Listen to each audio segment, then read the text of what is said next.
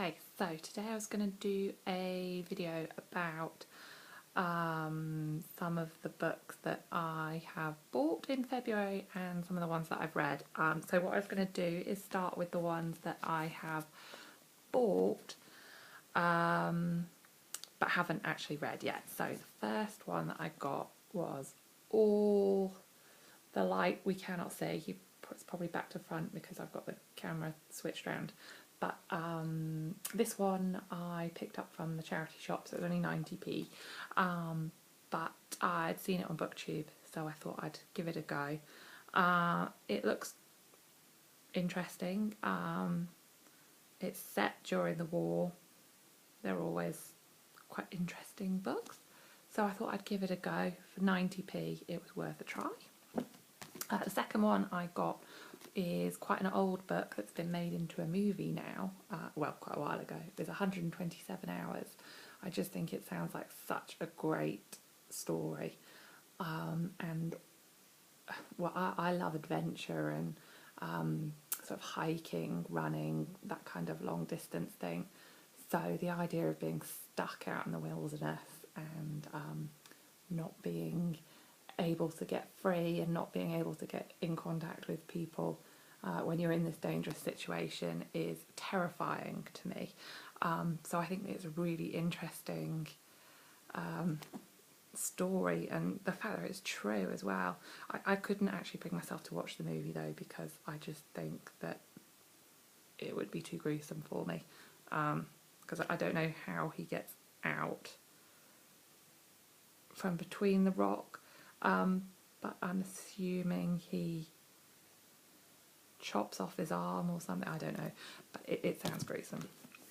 The third book that I got, I have started on my weekly shop. I always stop at the book bit in Sainsbury's, and so I've been picking up one because they do them for like £3.99 in Sainsbury's, and that's pretty good. It's less than a bottle of wine, so I thought I'll start buying one every week. So I've seen this one again on BookTube, and I do like a bit of light fluffy romance. I have just started reading it, so you can see I've got probably about a quarter of the way.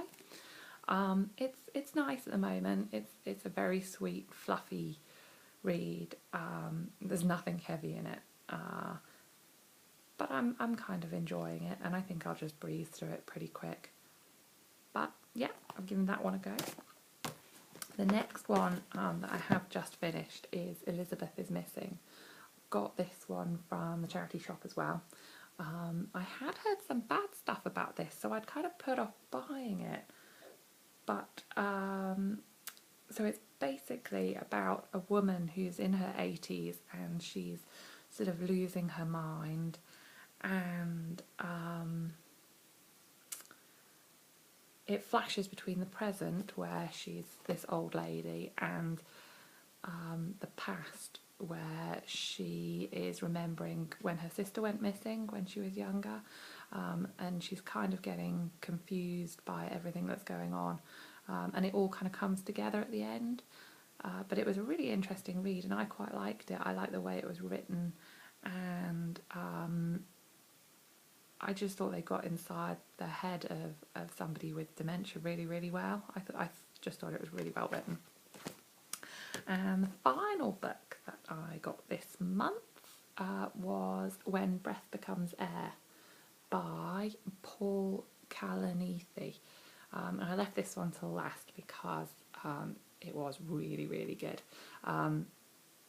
Normally I read a lot of fiction, but just recently I've been trying to get into a little bit more non-fiction, and again I found this one in Sainsbury's. It was £3.99 on their bestsellers list, so I picked it up, and it's basically about a neurosurgeon who he is just getting to the point where he's qualifying to be, I don't know what they are, consultants, I guess. It takes him like 15 years of training.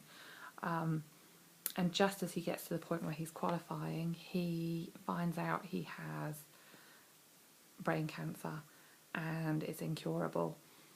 And he has to start making decisions about what's important in life and whether he wants to write or whether he wants to carry on in medicine.